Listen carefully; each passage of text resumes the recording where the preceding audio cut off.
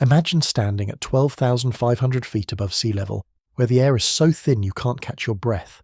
Your lungs are burning, your head is pounding. The wind cuts through your clothes like it's personal, and the sun beating down on your face feels hot enough to blister your skin while the air temperature hovers just above freezing. This is not a place where humans should be, and yet, at your feet lies a stone block that weighs more than 130 tons. It's been cut so precisely that you can't slide a piece of paper between its joints. The surface is smooth as glass, flatter than anything you could produce with modern machine tools. And here's the thing that should make you question everything you know about ancient history. This stone was quarried 10 miles away, transported across terrain that would challenge a modern truck, lifted into place without wheels or draft animals, and carved using tools made of copper and bronze. Not steel, not iron, copper. The same metal we use for pennies. This place is called Pumapunku, and it sits on the high plateau of Bolivia, surrounded by the peaks of the Andes Mountains. The nearest tree is miles away. The nearest major city is even farther. For most of human history, archaeologists insisted that sophisticated civilizations couldn't develop at this altitude. The environment was too harsh, the oxygen too scarce, the growing season too short. And yet, someone built this. Not just one monument, but an entire city. Not just for a few years, but for 5 centuries. A civilization that sustained tens of thousands of people in conditions that modern humans struggle to survive for even a few days. So subscribe, maybe, and tell me where you're listening from and what time it is. Tokyo at midnight, Denver in the morning, London during your commute, all of you right now learning about a place that defied every rule about where civilization could exist. Tonight, we're going back 1,500 years to understand how a people built an empire at the top of the world in a place that should have been impossible. To understand why Tiwanaku and Pumapunku shouldn't exist, you need to understand the Altiplano. That's Spanish for high plateau, and it's one of the most extreme environments on Earth where humans have ever attempted to build a civilization. Picture this: 2 parallel ranges of the Andes Mountains, each with peaks reaching over 20,000 feet, running north to south through what's now Peru and Bolivia. Between these 2 ranges sits a vast, mostly flat plateau that spans roughly 50,000 square miles. That's about the size of England. But unlike England, the entire plateau sits at an elevation of 12,000 to 13,000 feet above sea level. For comparison, Denver, the mile-high city that people brag about visiting, sits at exactly 5,280 feet. The Altiplano is more than twice that high, and altitude isn't just a number. It's a fundamental challenge to human physiology. At 12,000 feet, the air pressure is low enough that there's about 40% less oxygen available, with each breath compared to sea level. Your body has to work dramatically harder to do anything. Walking feels like running. Climbing stairs feels like climbing a mountain. And if you're not adapted to it, you'll develop altitude sickness within hours. Headaches, nausea, confusion, and if you don't descend, your lungs can fill with fluid and you'll drown in your own body. But altitude is just the beginning of the challenges. The temperature swings on the Altiplano are brutal. During the day, the sun beats down with an intensity you can barely imagine because there's less atmosphere to filter the ultraviolet radiation. You can get a severe sunburn in 30 minutes. The temperature might reach 70 degrees Fahrenheit. Then the sun sets, and within an hour the temperature plummets below freezing. Every single night, even in summer. This happens because there's no humidity to trap heat, no tree cover to provide shelter, just open plateau exposed to the sky. Your crops, if you're trying to grow any, face frost nearly every night of the year. The growing season, such as it is, lasts maybe 3 to 4 months, and even during those months, a single unexpected cold snap can destroy an entire harvest. The soil itself presents another challenge. At this altitude, organic matter decomposes slowly because there's less oxygen for the bacteria that break things down. The soil is thin, poor in nutrients, easily eroded by the constant wind that screams across the open plateau. Trying to farm here would seem like madness. In most places at this elevation, you'd find tundra at best, bare rock at worst. Yet somehow, someone figured out how to grow enough food to sustain a major city. Now, conventional archaeological wisdom for most of the 20th century held that complex civilizations required certain environmental conditions. Fertile soil, reliable water, moderate climate, enough resources to support specialization of labor. River valleys were ideal. Coastal regions worked well. Even temperate highland zones could sustain civilization if they weren't too high. But there were limits. Most archaeologists agreed that sustained agriculture and large permanent settlements became increasingly difficult above 7,000 feet. Possible, but difficult. Above 10,000 feet, you might have small villages, seasonal camps, maybe a few hardy communities, but certainly not cities, certainly not monumental architecture, certainly not a civilization that would influence cultures across thousands of miles. The Altiplano seemed to prove this wisdom. When Spanish conquistadors first crossed the region in the 1530s, they found scattered Aymara villages around Lake Titicaca, but nothing that suggested a major civilization had ever existed there. The ruins of Tiwanaku and Pumapunku were known, but the Spanish assumed they were built by an earlier race of giants, or perhaps they were remnants from before the biblical flood. The stones were clearly ancient, but the scale and precision were so far beyond what native Andean people should have been capable of that the Spanish couldn't reconcile it. This assumption persisted well into the 20th century. Tiwanaku was studied, but most archaeologists considered it a ceremonial centre, a pilgrimage site where scattered populations would gather for festivals. They estimated maybe a few thousand people lived there permanently. Interesting, certainly, but not a major civilization. Then, starting in the 1980s and 90s, everything changed. Advanced survey techniques, aerial photography, ground-penetrating radar, and systematic archaeological excavation began revealing the true scale of what had existed on the Altiplano. The ceremonial centre everyone had been studying, that was just the core. The city extended for miles in every direction. Residential zones, craft workshops, administrative buildings, elite compounds. Population estimates were revised upward again and again. 10,000 people. 20,000. 40,000.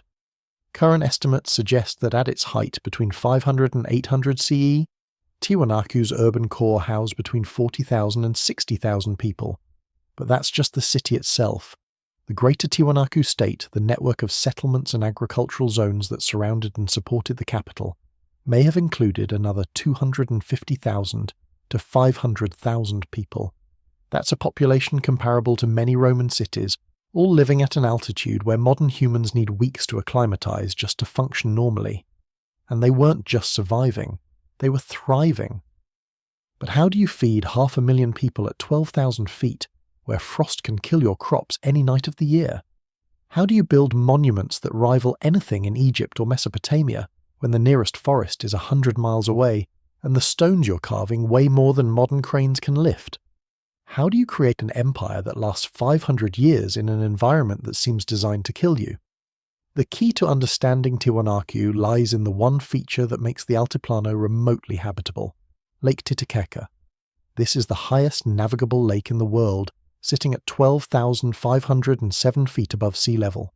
It's massive, covering about 3,200 square miles, roughly 8 times the size of the Great Salt Lake. The lake is deep, reaching over 900 feet in some places, and because of its size and depth, it acts as a thermal regulator for the surrounding region. The water absorbs heat during the day and releases it slowly at night, moderating the temperature extremes in the areas closest to the shore. This creates microclimates where the frost danger is reduced, where the growing season is extended, by precious weeks where agriculture becomes possible. But even with the lake's moderating influence, farming on the Altiplano should have been marginal at best, the kind of place that could support small communities but never a major civilization. What changed that equation was human ingenuity on a scale that's hard to comprehend.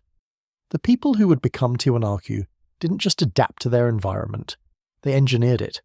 They transformed one of the most hostile landscapes on Earth into one of the most productive agricultural zones in the ancient world.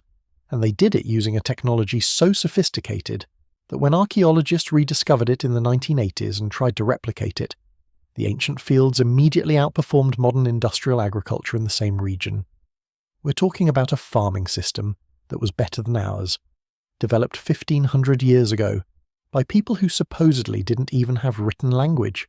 Here's where the story gets really interesting, because when you start digging into how Tiwanaku worked, how they built what they built and sustained what they sustained, you realize that almost everything we thought we knew about the limits of ancient human capability might be wrong. The civilization that shouldn't have existed forces us to reconsider what's possible. So let's go back, not to the height of Tiwanaku's power, but to its beginning. To understand how they built an empire at 12,000 feet, you need to see where they started, how they solved problems that would have stopped any other civilization, and how they turned the most hostile environment on Earth into a place where culture could flourish. Picture the shores of Lake Titicaca around 1500 BCE. That's 3,500 years ago. The Ice Age has been over for thousands of years. Humans have spread to every continent. Agriculture has been invented independently in multiple places around the world. Civilizations are rising in Mesopotamia, Egypt, China. But here, at the top of the Andes, small groups of people are trying to figure out how to stay alive. There are villages scattered around the lakeshore, maybe 50 people in each one. They're living in simple houses made of fieldstone and adobe, with roofs thatched from totora reeds that grow in the shallow waters of the lake. They're fishing. The lake has species of fish found nowhere else on Earth, adapted over millennia to the altitude and cold. They're hunting the waterfowl that migrate through the region. They're gathering wild plants, and they're trying desperately to figure out how to grow enough food to feed themselves through the winter. Because here's the problem. You're a farmer in one of these villages. You've cleared a small plot of land near the lake. You've planted quinoa, a grain that grows at high altitude. You've planted potatoes, which your ancestors domesticated from wild tubers generations ago. It's late spring. The rains have come. Your crops are growing. Then, one night in what should be the middle of the growing season, the temperature drops. You wake up in the morning and walk out to your field. Everything is dead. The frost has killed your entire crop overnight. Your family will go hungry. Some of the children and elderly in your village won't survive the winter. This happened regularly. Frost at altitude is relentless. The clear skies that make the days warm allow heat to radiate away rapidly at night. Without cloud cover or humidity to trap warmth, temperatures can drop below freezing even in the middle of summer. For hundreds of years, communities around Lake Titicaca struggled with this reality. They could grow food, but they couldn't grow enough reliably. Population remained small, life remained precarious. Then, someone had an idea. Or maybe it was many people having small ideas over generations, each one building on the last. We'll never know the names of these innovators or the exact moment of breakthrough. But what emerged, gradually, over centuries, was one of the most sophisticated agricultural systems ever devised. They called it suka kolos. We call it raised field agriculture. And it changed everything. Here's how it worked. Instead of planting crops on flat ground, you dig a network of channels into the soil. You're essentially creating a grid of ditches, maybe 3 to 4 feet deep and 6 to 10 feet wide, running parallel to each other across your farmland. You take all the soil you excavated from the ditches and pile it up between them, creating raised planting platforms. These platforms might be anywhere from 10 to 30 feet wide, and as long as you need them. They rise 3 to 4 feet above the water level in the channels. Now you have fields that are part land, part water. You plant your crops on the raised platforms. The channels fill with water, either from rainfall from the lake or from carefully managed irrigation systems that connect everything together. At first glance, this seems like you're just wasting land. After all, maybe 30 to 40% of your farmland is now occupied by water channels that aren't growing anything. But what happens next is remarkable. During the day, the sun beats down on the altiplano. The water in the channels absorbs this heat. Water has an extremely high heat capacity, meaning it takes a lot of energy to warm it up. But once warm, it holds that heat for a long time. As the sun sets and the air temperature plummets, the water doesn't cool nearly as fast. All through the night, the water in your channels is slowly releasing the heat it absorbed during the day. This creates a microclimate around your raised platforms. The air temperature a few feet above your fields might drop to 25 degrees Fahrenheit. But right at plant level, right where your potato plants and quinoa stalks are growing, the temperature stays above freezing. The water is literally warming the air around your crops. But that's not all. The channels do something else equally important. They create habitat for aquatic plants and algae. Fish live in them. Birds come to feed. All of these organisms die and decompose in the water, creating a nutrient-rich muck at the bottom of the channels. Every few years you clean out these channels. You take all that organic rich mud and spread it on top of your raised platforms. Instant fertilizer. Your soil gets richer every year instead of depleted. The system is self-regulating, self-fertilizing, and it solves the frost problem that had limited agriculture for centuries. The people around Lake Titicaca started building these raised fields around 800 to 600 BCE. Within a few centuries, they were expanding the system across the entire lakeside plain. By 300 CE, they had created over 190 square miles of raised field agriculture. That's an area larger than the entire city of Chicago, all intensively farmed using this system. And here's what archaeologists discovered when they tried to replicate these ancient fields in the 1980s. The raised field system wasn't just competitive with modern agriculture, it was better. The resurrected ancient fields produced 3 to 5 times more food per acre than the surrounding farms using industrial fertilizers and modern techniques. They required no chemical inputs. They improved the soil instead of depleting it. They created their own microclimates that extended the growing season by weeks. The people we call primitive had engineered a farming system that we still can't match. But solving the frost problem was only part of the equation. You also need the right crops. And this is where thousands of years of patient work by countless generations paid off. The people of the Altiplano had domesticated the potato. Not just one potato, but over 4,000 varieties, each one adapted to slightly different conditions, different altitudes, different soil types, different growing seasons. Some varieties could handle more frost than others. Some matured quickly for the short growing season. Some produced massive yields in good years. Some were reliable in bad years. This diversity wasn't just insurance, it was survival. When you live in an environment where a single cold snap can destroy a harvest, you need backup plans. So you plant a dozen different varieties in your raised fields. If one fails, others might succeed. And because the raised field system created those protective microclimates, even your most vulnerable varieties had a fighting chance. The potato became the foundation of life at altitude. But not just fresh potatoes. The people developed a preservation technique called chunyo that let them store potatoes for years. You harvest your potatoes and spread them on the ground during the coldest nights. The potatoes freeze solid. Then, during the day, you trample them with your feet, squeezing out the moisture. You repeat this process for several nights and days. The freeze-thaw cycle and the trampling dehydrate the potatoes completely. What you're left with looks like small black rocks. These are chunyo. They're lightweight, they don't rot, and they'll last for 5 to 10 years without refrigeration. When you want to eat them, you just rehydrate and cook them. A family with enough chunyo stored away could survive several bad harvests in a row. This was the difference between life and death at altitude. But you can't build a civilization on potatoes alone. You need protein, you need fat, you need materials for clothing to survive the cold nights. This is where the camelids came in, alpacas and llamas. These animals are perfectly adapted to high altitude. They have blood that carries oxygen more efficiently than lowland animals. They can eat the tough grasses that grow on the Altiplano. They don't need much water, and they're incredibly useful. Llamas can carry loads of up to 70 pounds, making them perfect pack animals for trade across the mountains. Both llamas and alpacas provide wool. Alpaca fibre is warmer than sheep's wool, softer than cashmere, and naturally water-resistant. In an environment where you'll freeze to death without proper clothing, alpaca wool is survival. The animals also provide meat, though they're too valuable as wool and pack animals to slaughter regularly. And their dung, in a treeless landscape where firewood is scarce, becomes your primary fuel for cooking and heating. The relationship between the people and their herds was central to life on the Altiplano. You're a herder, moving your alpacas and llamas to different pastures with the seasons. You know each animal individually.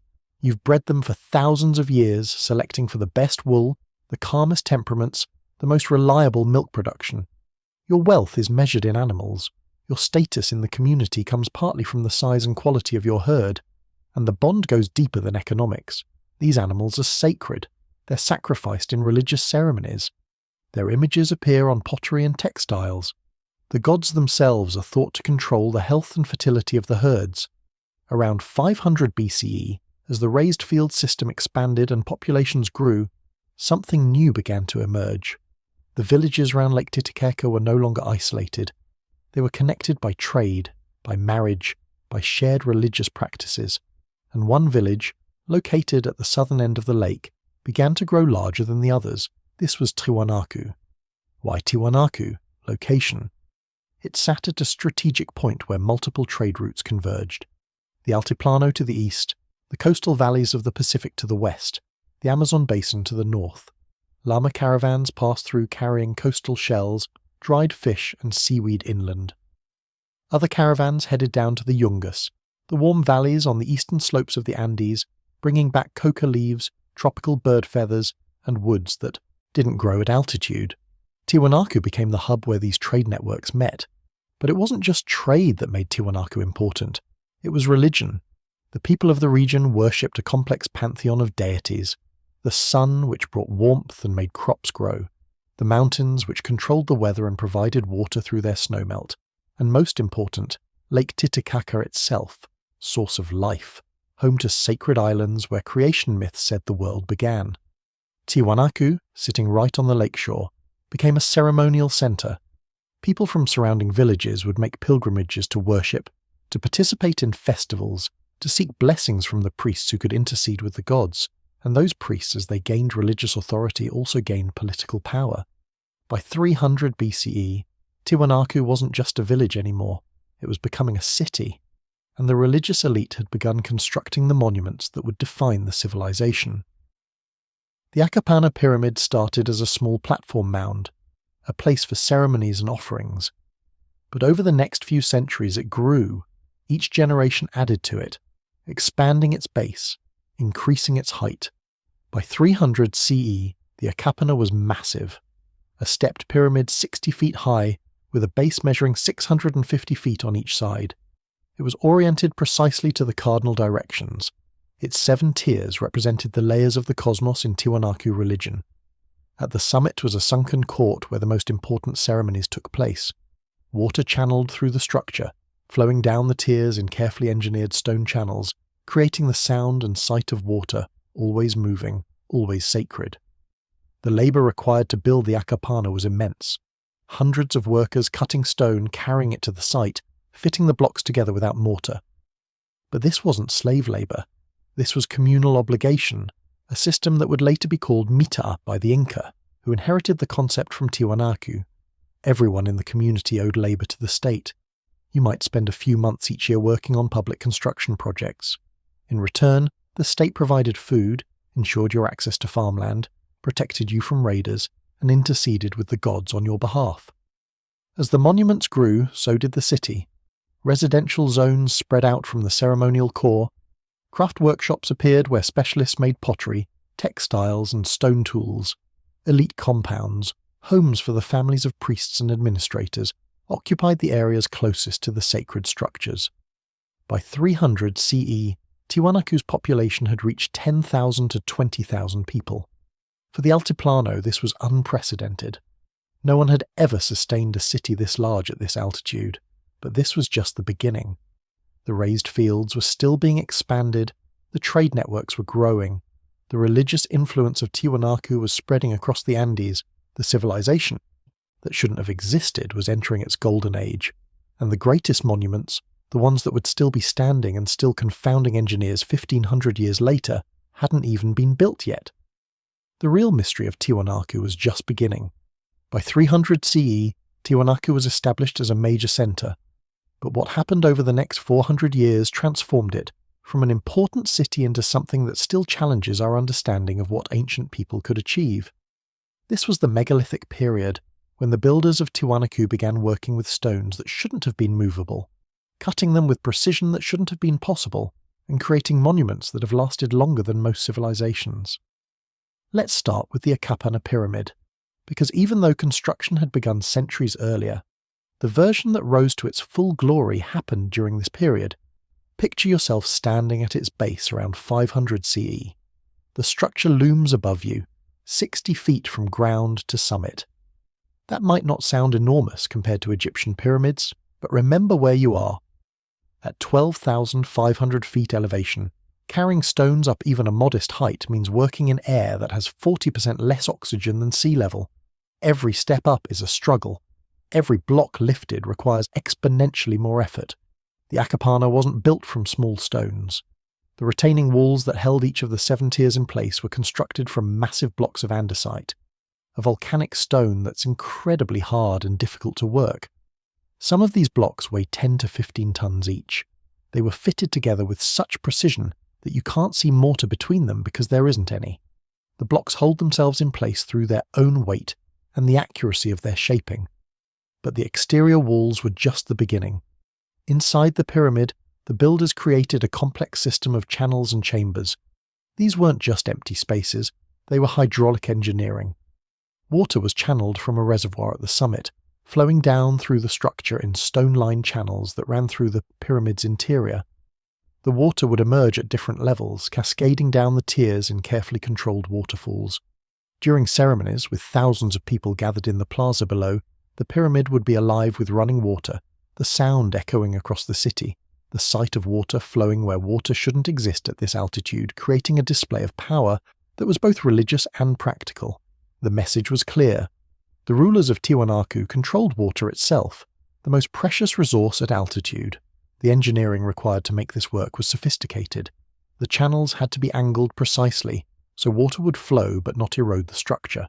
They had to be sealed so water wouldn't leak and destabilize the pyramid. The reservoir at the summit had to be large enough to supply the system but not so heavy it would collapse the structure beneath it. This wasn't simple stacking of stones. This was architecture that required understanding of hydraulics, structural engineering and mathematics. But the Akapana, impressive as it was, wasn't the monument that would define Tiwanaku's megalithic prowess. That distinction belongs to 2 other structures, the Kalasasaya and Pumapunku. The Kalasasaya is a massive rectangular platform, roughly 450 feet long by 400 feet wide, raised about 6 feet above the surrounding plaza. It's enclosed by a wall of standing stones, massive pillars of red sandstone alternating with smaller blocks. These weren't decorative. The Kalasasaya was an astronomical observatory and ceremonial platform. The layout was oriented to track the sun's movement throughout the year. On the winter solstice, if you stood at the western end of the platform, the sun would rise directly over specific stone markers at the eastern end. On the equinoxes, different alignments became visible. The priests of Tiwanaku could predict seasonal changes, could tell farmers when to plant and when to harvest, could demonstrate their connection to celestial powers through architectural precision. At the center of the Kalasasaya stands one of Tiwanaku's most famous monuments, the Gateway of the Sun. This is a single piece of andesite, carved from one massive block of stone. It stands about 10 feet tall and 12 feet wide. The doorway is a rectangular opening through the center, just tall enough for a person to walk through without ducking, and every surface is covered with intricate carvings. The central figure, carved in relief above the doorway, is the staff god. This deity appears throughout Tiwanaku iconography, a figure holding staffs in both hands, wearing an elaborate headdress with radiating appendages, surrounded by rows of smaller figures that might represent attendants or other deities. The carving is precise to the point of being almost mechanical. Lines are straight, curves are smooth, depths are consistent, and remember, this was carved from andesite, one of the hardest stones on Earth, using tools made of copper and bronze. Try to picture the work required. You're a stone carver in Tiwanaku. You have copper chisels, bronze hammers, and incredible patience. You tap away at the andesite, removing tiny amounts of stone with each strike. The work is slow, tedious, and unforgiving. One mistake, one crack that propagates through the stone, and months or years of effort are wasted. The Gateway of the Sun probably took a team of carvers years to complete. And it's just one monument among dozens. But all of this, the Akapana, the Kalasasaya, the Gateway of the Sun, all of it is overshadowed by what exists at Pumapunku. Pumapunku sits about half a mile from the main Tiwanaku complex. The name means Door of the Puma in Aymara. It was built around the same time as the other, major structures between 500 and 700 CE. What remains today is a field of enormous stone blocks, scattered and broken, evidence of some catastrophic event that knocked the structure apart centuries after it was built. But even in ruins, even scattered and incomplete, Pumapunku is astonishing. The blocks at Pumapunku are unlike anything else at Tiwanaku. They're cut with a precision that seems impossible for the era. Take the H blocks. These are massive pieces of red sandstone, each one shaped like a capital H when viewed from above. They weigh anywhere from 40 to 80 tons each. The surfaces are flat to within a fraction of a millimetre. Run your hand across them, and they feel smoother than most modern concrete. Engineers who've analysed these surfaces with modern measuring equipment report flatness and angles that are accurate to within tolerances of 1 millimetre across spans of several feet. That's machine-level precision. That's what you'd expect from modern computer-controlled cutting equipment, not from people working with copper chisels. The blocks have complex features carved into them, grooves that run perfectly straight for yards, right angles that are exact to within fractions of a degree, interlocking joints that would fit blocks together in 3 dimensions, creating stable structures without mortar or reinforcement. And here's what makes engineers uncomfortable. We can't easily replicate this today, even with modern tools. Several experimental archaeology projects have attempted to recreate Pumapunku's stone cutting using only the tools available to Tiwanaku builders. They've used copper chisels, bronze hammers, stone pounders, sand as an abrasive. The results have been mixed at best. You can shape andesite and sandstone with these tools. It's possible. But achieving the precision visible at Pumapunku, that's proven extraordinarily difficult. The experimental cuts are rougher, less precise, less consistent. Something about the technique used at Pumapunku isn't obvious from just looking at the finished product. Some researchers have suggested they use sand and water in combination with copper tools, essentially creating a primitive form of grinding rather than cutting.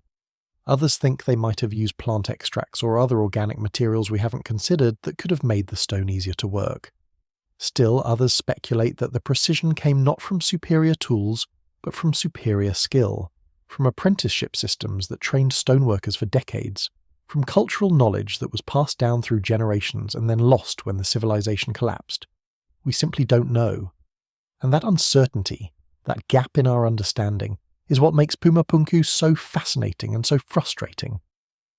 But the precision of the cutting is only part of the mystery. The other part is how they moved these stones. The red sandstone blocks at Pumapunku were quarried from a site about 10 miles away. The andesite for the monuments came from quarries across Lake Titicaca and had to be transported over water and then overland. We're talking about stones that weigh tens of tons, with some of the largest blocks at Pumapunku estimated at 130 to 180 tons. To put that in perspective, 130 tons is 260,000 pounds. That's the weight of about 60 cars, and you need to move it 10 miles across terrain that's uneven, rocky, and at an altitude where humans struggle just to walk. You have no wheels because the terrain is too rough, and you have no draft animals large enough to pull wheeled vehicles. Llamas can carry 70 pounds. You'd need thousands of them, and coordinating that many animals is effectively impossible. So how did they do it? The most plausible theory involves rollers and ramps. You quarry your stone block, shape it roughly at the quarry site to reduce weight. Then you place it on a wooden platform or sled. You cut down trees from the Yungas valleys 100 miles away and transport the logs up to the Altiplano. These logs become your rollers. You place them under the sled, and teams of workers, maybe hundreds of people, pull the block forward using ropes. As the stone rolls over the logs at the back, workers pick them up and move them to the front. It's slow. You might move a few hundred feet per day. It takes months to transport a single block, but it's possible. Once the block arrives at the construction site, you need to lift it into place. This is where ramps come in. You build an earthen ramp up to the level where the stone needs to go. You drag the block up the ramp using more rollers, more ropes, more workers. Once it's in position, you use wooden levers to make fine adjustments, shifting the stone millimetre by millimetre until it fits perfectly against the adjacent blocks. Then you remove the ramp and start on the next stone. This theory works, it's physically possible, but it requires enormous amounts of labour and organisation. You need work crews numbering in the hundreds or thousands. You need foremen who understand engineering principles. You need a system for feeding and housing all these workers for months or years at a time. You need a political structure powerful enough to command this kind of labour and keep people motivated through a project that might take decades to complete. Tiwanaku had all of this. The raised field system was producing surplus food. The trade networks were bringing in resources from hundreds of miles away. The religious authority of the city gave the rulers the power to mobilize labour, and the mitta system, that communal obligation where everyone owed work to the state, provided a steady supply of workers. But even with all these systems in place, the construction of Pumapunku and the other major monuments represented an achievement that pushed the limits of what should have been possible. Every stone placed was a Victory against physics, against altitude, against an environment that wanted to kill you. And the builders weren't just moving stones.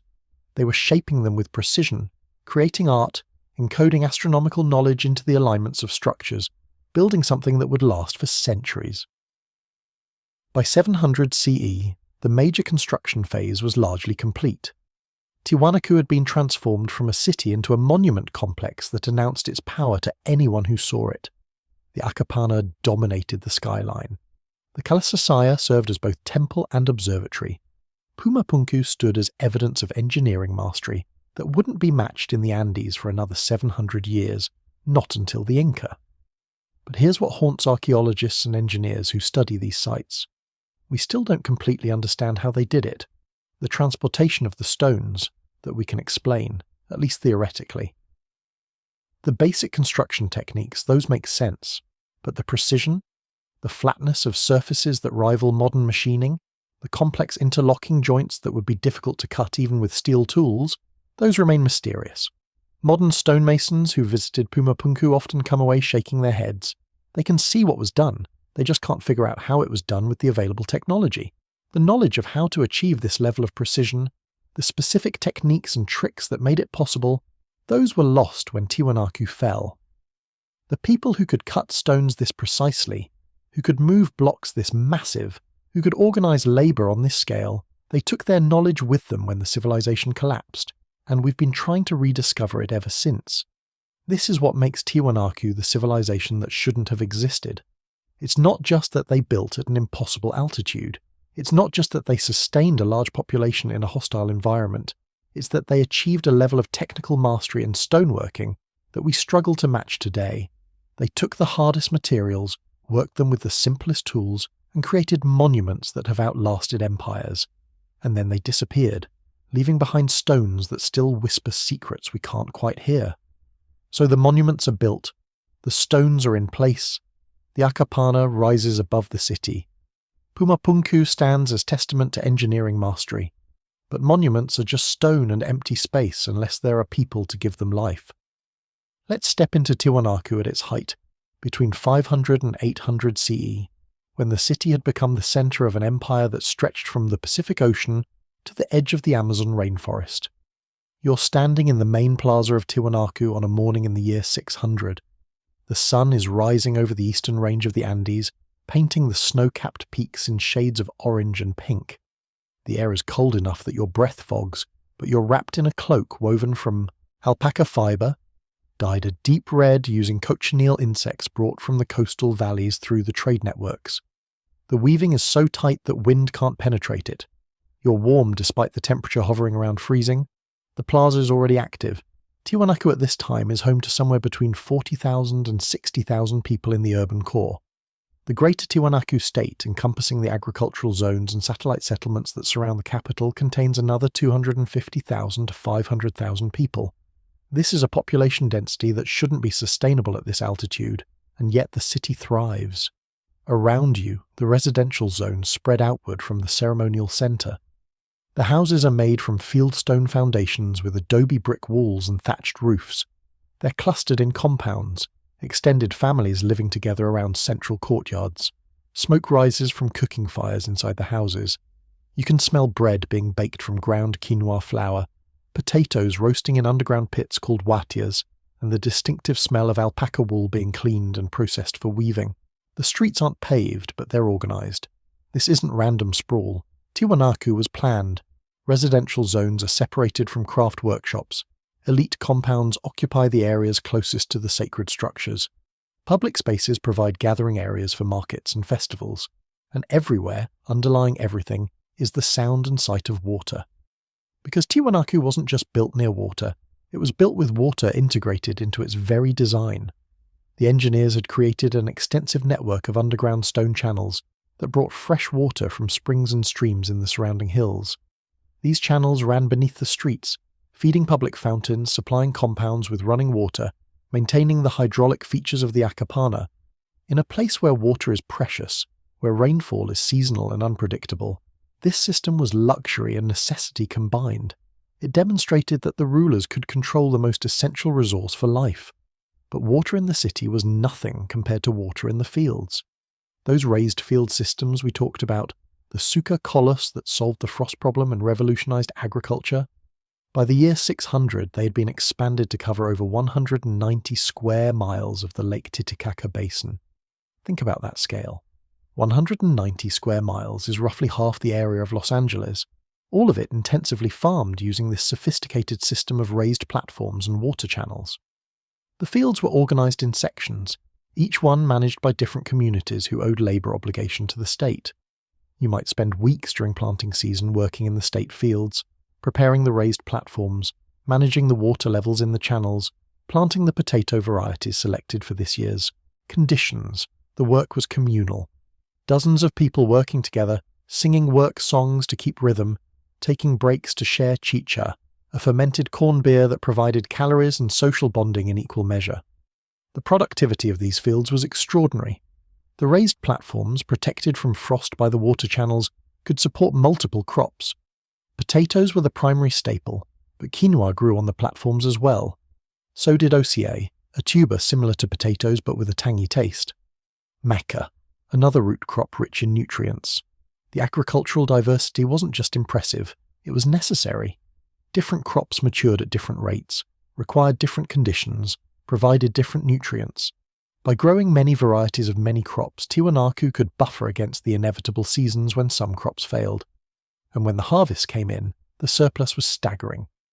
Archaeological evidence suggests that at its peak, the Tiwanaku state was producing far more food than it needed for its own population. This surplus was stored in massive warehouses near the city centre, administered by state officials who tracked inventory using a system of knotted strings called quipu. The surplus fed the workers who built monuments. It fed the standing armies that protected trade routes. It fed the priests and administrators who ran the empire. And it was traded far and wide, extending Tiwanaku's influence across the Andes. Because Tiwanaku wasn't just a city. It was the hub of a vast trade network that connected dramatically different ecological zones. To the west, beyond the coastal range of the Andes, were the Pacific valleys.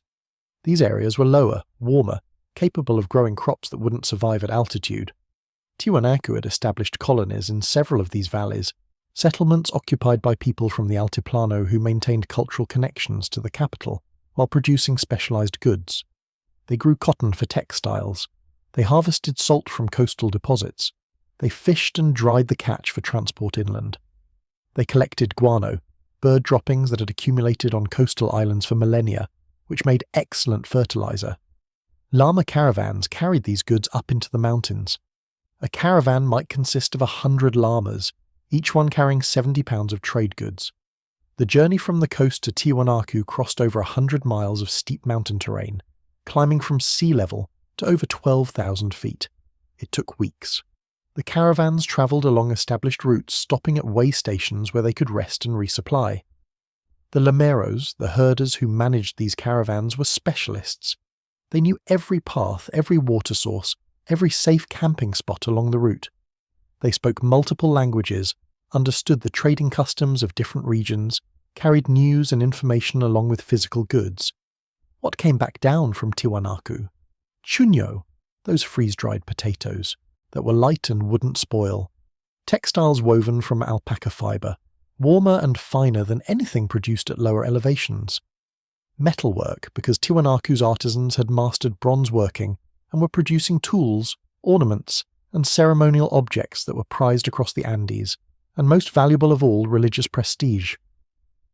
To have goods that came from Tiwanaku, the sacred city, the place where the staff god was worshipped, was to have objects that carried spiritual power. To the east, the trade routes went down into the Yungas, those transitional valleys where the Altiplano dropped away toward the Amazon basin. This was coca country. The coca plant, which grows on shrubs in these warm, humid valleys, produces leaves that when chewed provide a mild stimulant effect and help with altitude sickness. For people living at 12,000 feet, coca was medicine, social lubricant, and sacred substance all at once. Tiwanaku consumed massive amounts of coca, and controlling access to it was politically important. The Yungas also provided tropical hardwoods, rare and precious on the treeless Altiplano. Bright feathers from tropical birds were traded up from the Amazon, prized for ceremonial costumes and as offerings to the gods. Gold and silver were panned from rivers in the eastern valleys. All of this flowed toward Tiwanaku, drawn by the city's wealth and power. To the north and south, along the Altiplano itself, trade connected Tiwanaku with other highland communities. Obsidian, volcanic glass that could be shaped into incredibly sharp blades, came from quarries hundreds of miles away, salt from high-altitude deposits, copper and tin for bronze making, llama and alpaca wool from herding communities. The entire Andean highlands were connected through trade networks that ultimately centered on Tiwanaku. This trade wasn't just economic, it was cultural. As Tiwanaku goods spread across the Andes, so did Tiwanaku artistic styles, religious iconography, and political influence. If you were a local chief in a valley 300 miles from Tiwanaku, having pottery decorated in the Tiwanaku style signaled your sophistication and connections. Worshipping the staff, God aligned you with the most powerful religious center in the region. Using architectural techniques pioneered in Tiwanaku demonstrated that you were part of something larger than your local valley. But to really understand Tiwanaku at its height, you need to see the city during one of the great festivals.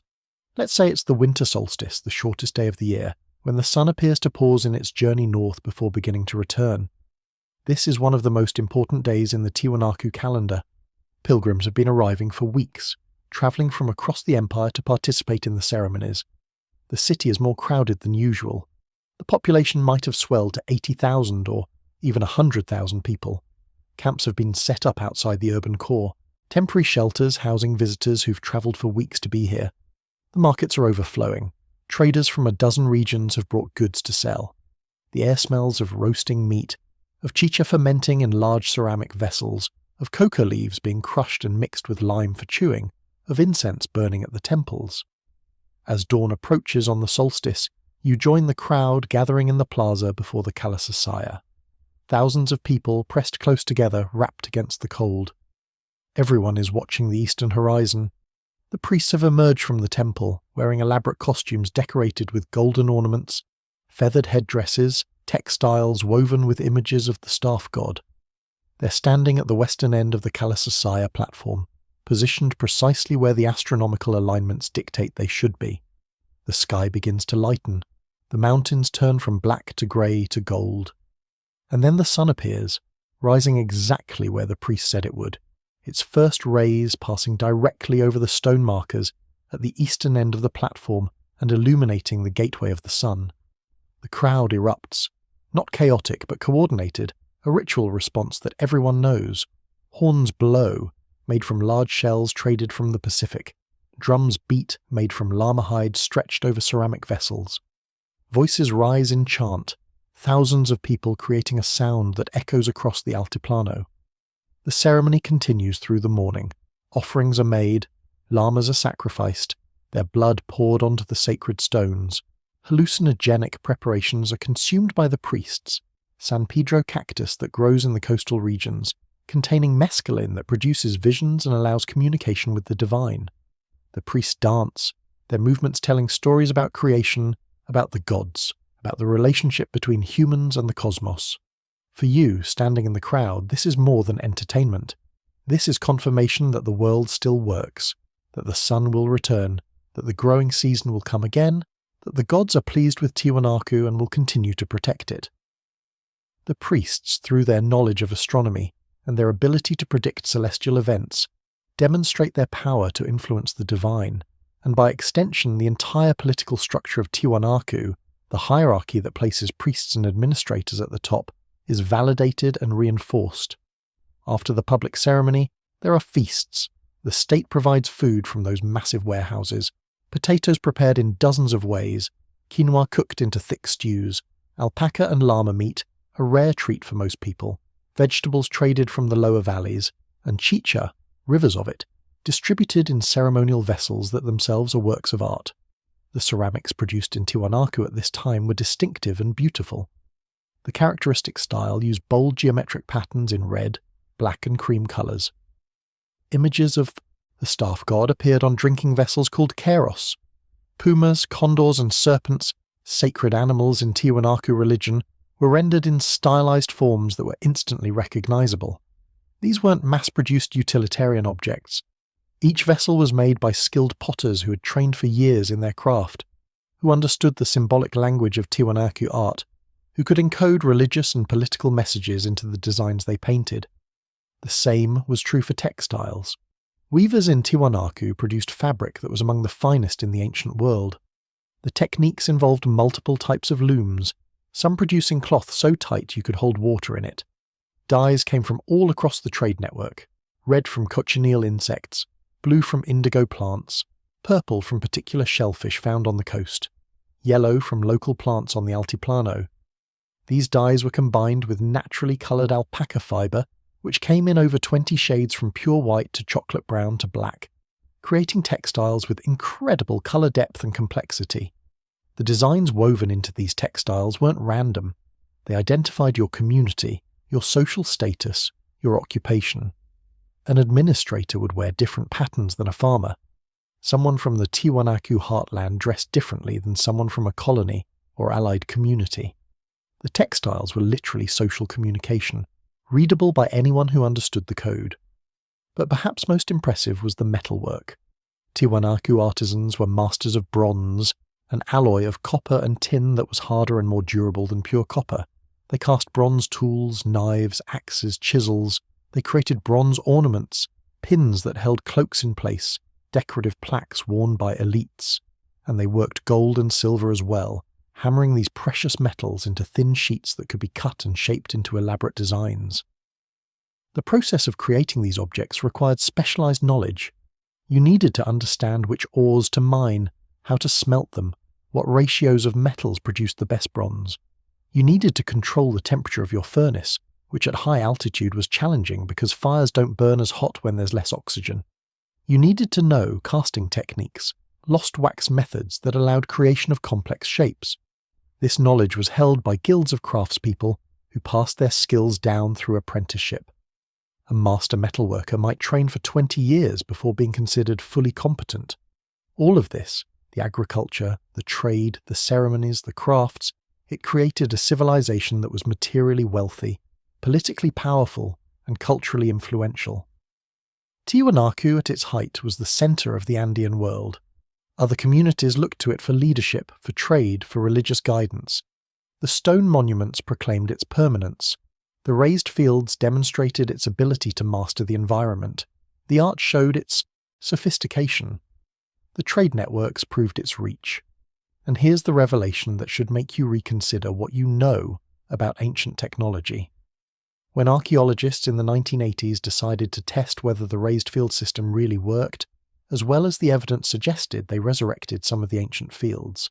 They cleaned out the water channels that had been filled with sediment for 1,000 years.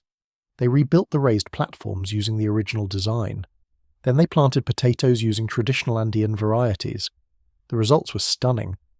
The resurrected ancient fields immediately produced 3 to 5 times more food per acre than the surrounding farms that were using modern industrial techniques, chemical fertilizers, and contemporary equipment. The ancient system didn't just work, it was better than what we use today. The raised fields improved soil quality year after year instead of depleting it. They required no external inputs, no fossil fuels, no synthetic chemicals. They created their own microclimates, protected crops from frost, provided habitat for beneficial organisms, and sustained themselves indefinitely. The people we call primitive had engineered an agricultural system that modern science couldn't match.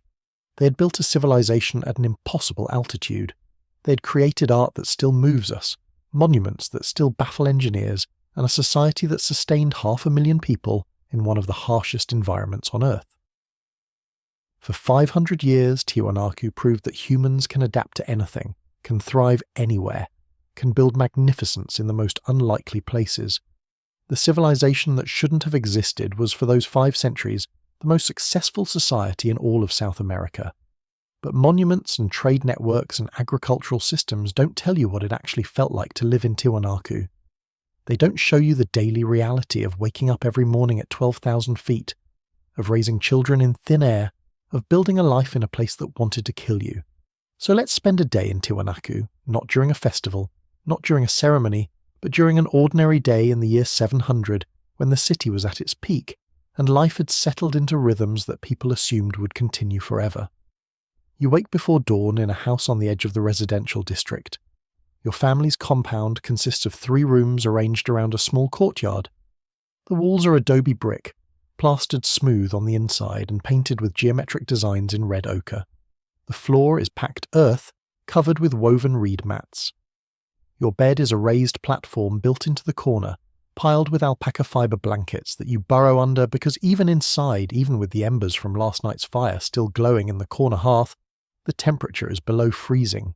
You can see your breath in the dim light filtering through the doorway.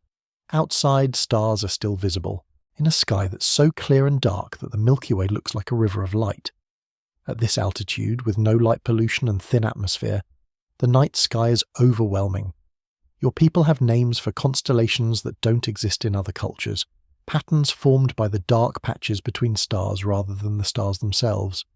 The dark cloud constellations, a llama, a fox, a toad, all of them visible if you know where to look. But you're not stargazing. You're thinking about the work ahead. You're a farmer, which means most people in Tiwanaku are farmers or herders, or some combination of both. Your family owns several raised field platforms in the agricultural zone, about a mile from the city centre. It's planting season, and you need to get seed potatoes into the ground before the weather turns. You wrap yourself in your cloak, the one woven by your wife from fibre your mother-in-law spun from the fleece of your family's alpacas. The weaving is tight enough to block wind, and the natural lanolin in the fibre makes it somewhat water-resistant. You step out into the courtyard. Your wife is already awake, blowing on the coals in the outdoor hearth, adding dried alpaca dung to get the fire going. The dung doesn't smell when it burns, and it produces steady heat. In a landscape with almost no trees, dung is your primary fuel source. Your family collects it from your herd, dries it in the sun, and stores it in one of the compound's rooms. You have enough stored to last through the year if you're careful. Your wife is making morning meal. She's boiling water in a ceramic pot, adding dried chunyo that will rehydrate and soften. She's also roasting fresh potatoes in the ashes of the fire, the way her grandmother taught her. The smell is comforting, earthy and familiar. You eat together in the courtyard as the sky lightens, sharing the food from a communal bowl, passing it between you and your 2 children who've emerged from their sleeping room, rubbing their eyes and complaining about the cold. Your son is 8 years old.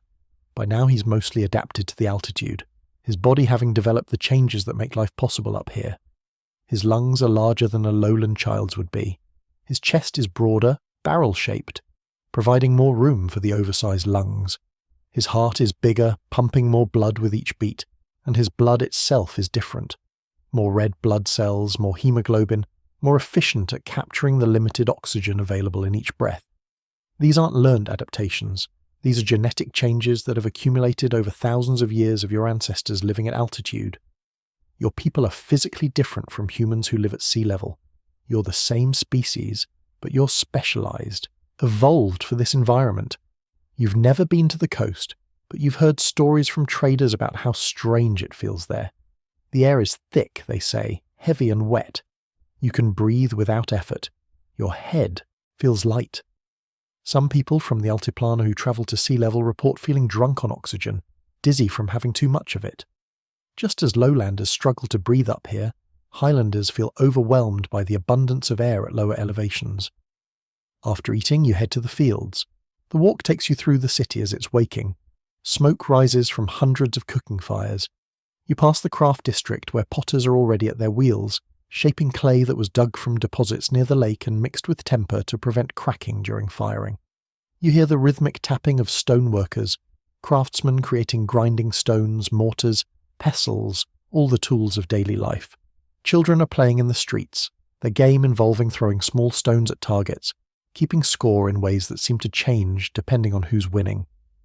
You reach the agricultural zone as the sun is fully above the horizon. The raised fields stretch in every direction, a geometric pattern of platforms and water channels that extends for miles. Your family's platforms are in a section managed by your Elu, your kinship group that shares labour and resources. Other families from your Elu are already working. You exchange greetings, share news about families, discuss the weather. The work is straightforward but exhausting. You're planting seed potatoes, pieces of potato from last year's harvest that contain eyes that will sprout into new plants. Each piece gets placed in a small hole you dig with a foot plough, a tool that's essentially a pointed stick with a footrest that lets you use your body weight to drive it into the soil. You dig, drop a seed potato, cover it, and move to the next spot. The spacing is important. Too close together and the plants compete for nutrients. Too far apart and you're wasting growing space. You know the right spacing by feel now, by the thousands of times you've done this since you were old enough to help in the fields. The altitude makes everything harder. At sea level, this work would be tiring but manageable. Up here, you're gasping for air after an hour, your legs burn, your head pounds slightly, a reminder that even though you're adapted to altitude, it's still a constant stress on your body. You take breaks every hour, sitting at the edge of the platform, feet dangling toward the water in the channel below. The water is still cold, runoff from melting snow in the mountains, but it's starting to warm as the sun climbs higher. By midday, the water will have absorbed enough heat to begin its work of protecting the plants from tonight's frost. Around noon, your wife arrives carrying food. She's brought a clay pot filled with quinoa stew, thick and hearty, seasoned with salt traded from the coast and wild herbs gathered from the lakeshore. There's also chicha, the fermented corn beer that everyone drinks because it's safer than water and provides calories that you desperately need for the physical work. You eat together, with the other families from your ailu sitting in a circle, sharing the meal, talking about whose children are old enough to be betrothed, about the upcoming festival, about the rumours that the rains have been light in the northern provinces. After the meal, there's a communal work project that needs attention. One of the water channels feeding your section of raised fields has been damaged, probably by an unusually strong storm last month. The channel needs to be cleaned out and the stone lining repaired. This isn't your family's responsibility alone.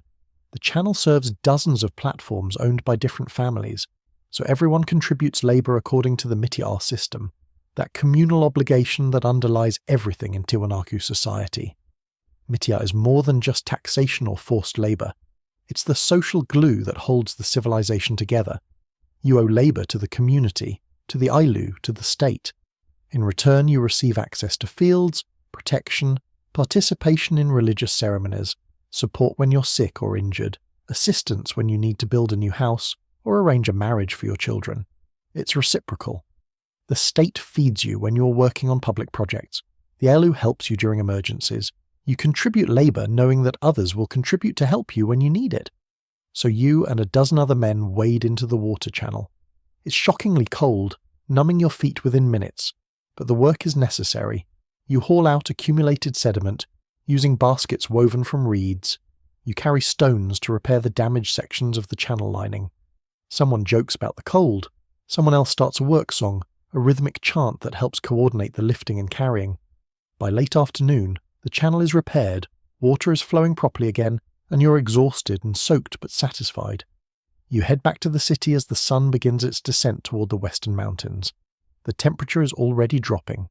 By the time you reach your compound, you're shivering despite the exertion of walking. Your wife has heated water for washing. You strip off your wet clothes and clean yourself quickly, the warm water feeling like luxury against your skin. Then you dress in dry clothes and huddle near the fire in the courtyard. Your daughter, who's 12, has spent the day learning weaving from her grandmother, your wife's mother, who lives in the next compound over. She's brought back the piece she's been working on for weeks, a simple pattern in natural alpaca colours, white and brown. She's proud of it. The weaving is tight, the edges even, the pattern consistent. Your wife examines it critically, pointing out a few places where the tension was inconsistent but overall praising the work. Your daughter will become a skilled weaver, will produce textiles that will be valuable in trade, will teach her own daughters someday. As darkness falls completely, your family gathers inside around the hearth. Your wife is preparing the evening meal, roasting potatoes again, adding dried meat that's been reconstituted in water. The meat is from an alpaca that was sacrificed during the last major festival, divided among the families according to status and contribution. It's a rare addition to the meal, and everyone savours it. After eating, there's time for stories. Your father-in-law, who lives in the compound next door, has come over. He's a respected elder in the ailu, a man who knows the oral traditions, the histories and myths that explain how the world works. Tonight he's telling the children about Viracocha, the creator god who emerged from Lake Titicaca to create the sun, the moon, and the first humans. The story is long, detailed, full of moral lessons about respect for the gods, about the importance of proper rituals, about the consequences of forgetting where you came from. The children are transfixed even though they've heard this story dozens of times. The repetition is the point. Each telling reinforces the lessons, embeds the cultural knowledge deeper into memory. Your son will tell this story to his children. Your daughter will tell it to hers. The stories carry the history of your people, the wisdom of your ancestors, the rules for living properly in a world that can be harsh and unforgiving. As the night deepens, your father-in-law talks about practical things too. He remembers when the raised fields were first expanded into this area, when he was a boy. He describes the work crews, hundreds of people digging channels, piling up platforms, transforming a marshy area into productive farmland.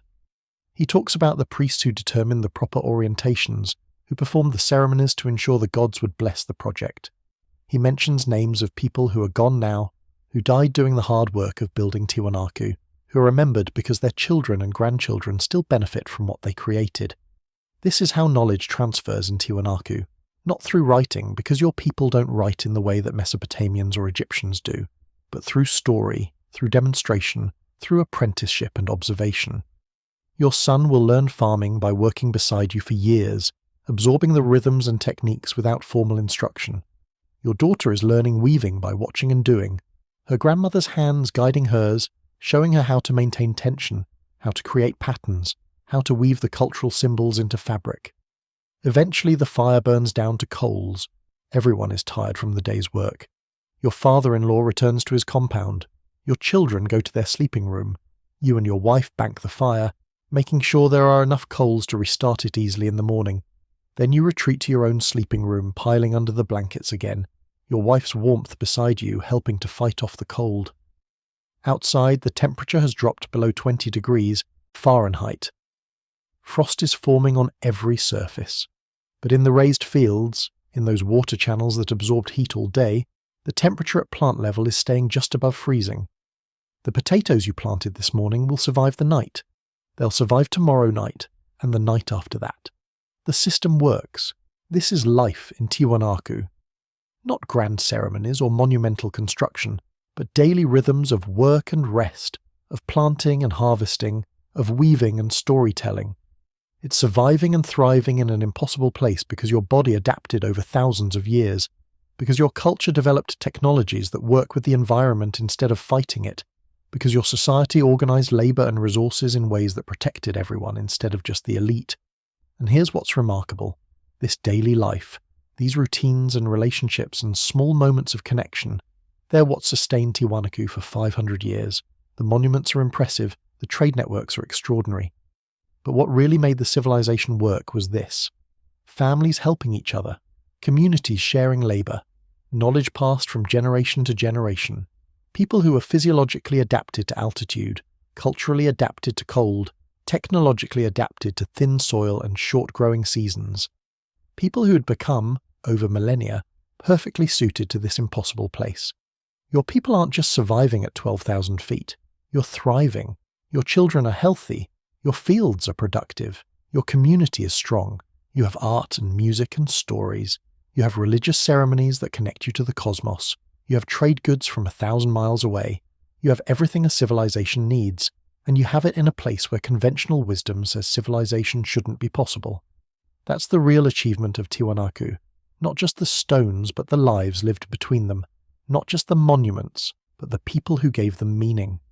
But that family gathering in your compound, that ordinary day in the fields, those rhythms that felt eternal, they were fragile in ways nobody understood at the time. Because around the year 800 something began to change. Not dramatically, not all at once. Just small things at first. Things you might not even notice if you weren't paying attention. The rains that year are lighter than usual, not catastrophically light. Just enough that people comment on it. The priests perform extra ceremonies, sacrificing more llamas than normal, asking the gods for water. The growing season is slightly shorter. Some of the raised fields at lower elevations, the ones farther from the lake where the frost protection isn't as effective, produce smaller yields. But it's not a crisis. You've had dry years before. The storage system exists precisely for this reason. You pull from the warehouses, you make the reserves last, and you assume next year will be better. Except, next year isn't better, the rains are light again, and the year after that, and the year after that. Around 900 CE, roughly 300 years after the monuments were completed and the city reached its peak, Tiwanaku entered a period of environmental stress that would eventually destroy it. We know this happened because the evidence is preserved in ice. About 100 miles north of Tiwanaku, in the Quelccaya Glacier, the largest tropical ice cap on Earth, scientists in the late 20th century drilled deep into ancient ice and extracted core samples. Ice cores are climate records. Each year's snowfall creates a layer, and by analysing these layers, measuring oxygen isotopes and dust content, scientists can reconstruct past climate conditions with remarkable precision. The Quelccaya ice cores tell a clear story. Starting around 900 CE and lasting until approximately 1200 CE, the Andean region experienced a prolonged and severe drought. This wasn't a single bad year or even a decade of reduced rainfall. This was 300 years of progressively drier conditions, 3 centuries, 12 human generations born into a world that was slowly, relentlessly drying up. Tree ring data from the region corroborates this. So do sediment cores from Lake Titicaca itself. The lake, which had been relatively stable for centuries, began to drop. Not suddenly, not catastrophically at first, but consistently, year after year, the shoreline receded. Areas that had been underwater became mudflats. The lake level eventually dropped by 30 feet or more from its previous levels. For a lake that's already in a delicate balance, providing just enough moisture to make agriculture possible, this was catastrophic. Imagine you're that same farmer we met before, but now it's the year 920.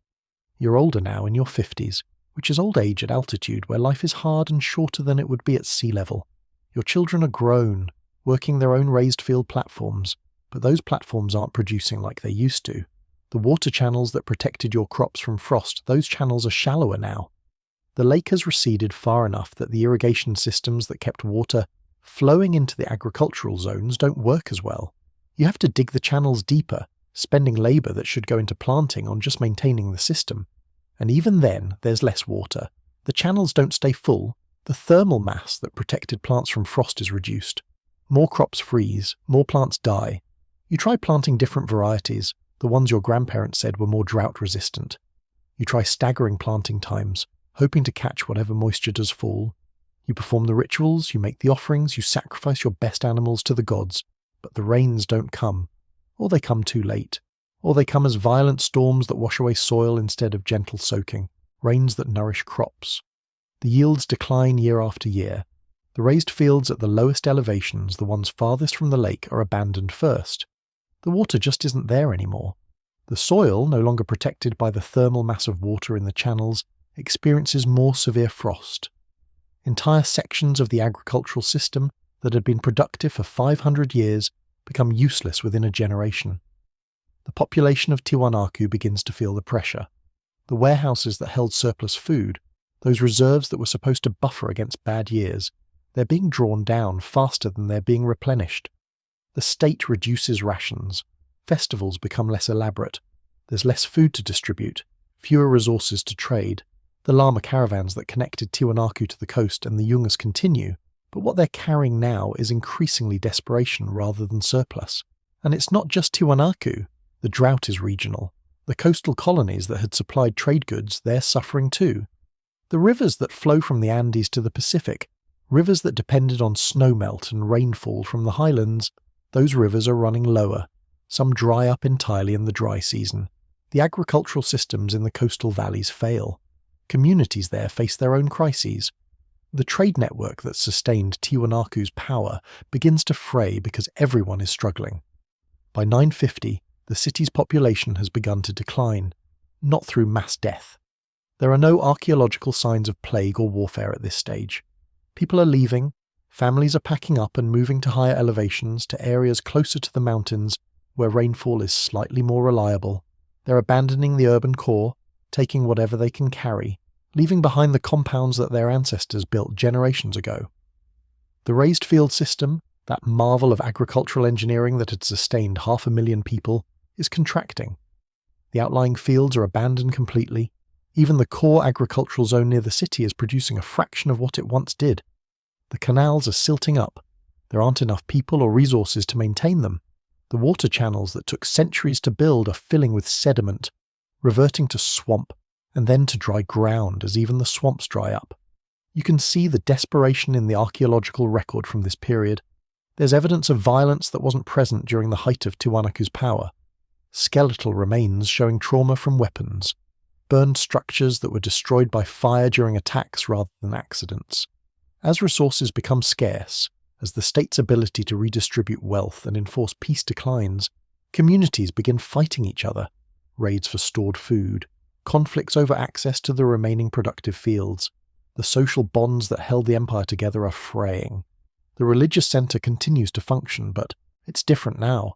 There's evidence of ritual destruction at some of the monuments, stones deliberately broken, offerings that include unusually large numbers of sacrificed animals, suggesting increasingly desperate attempts to appease the gods and bring back the rains. The priests are losing credibility. For centuries they predicted astronomical events, they performed rituals, and the world functioned. The rains came, the crops grew, their power seemed validated by results.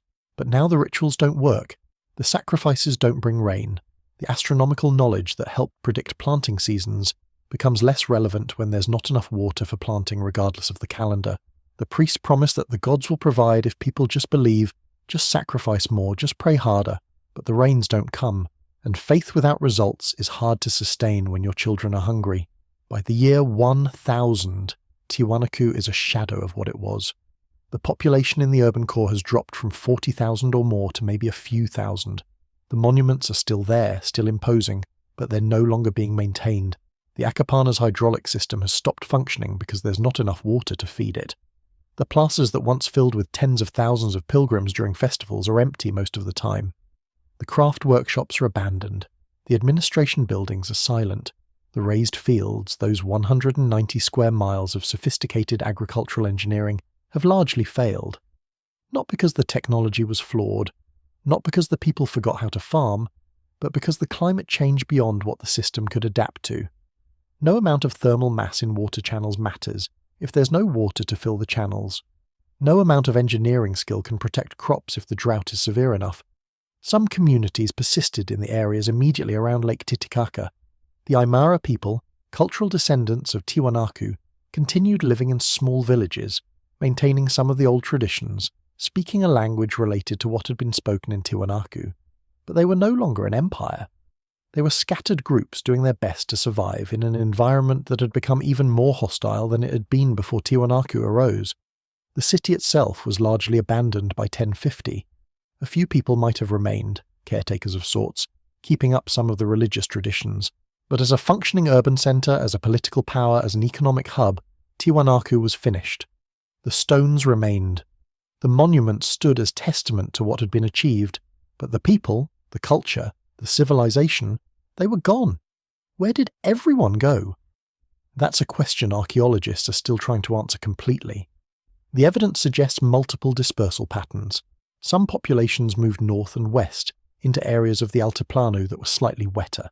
Some went east down into the Yungas valleys, where altitude was lower and rainfall more reliable, even if the environment was completely different from what they'd known. Some joined other communities that had been on the periphery of Tiwanaku's influence.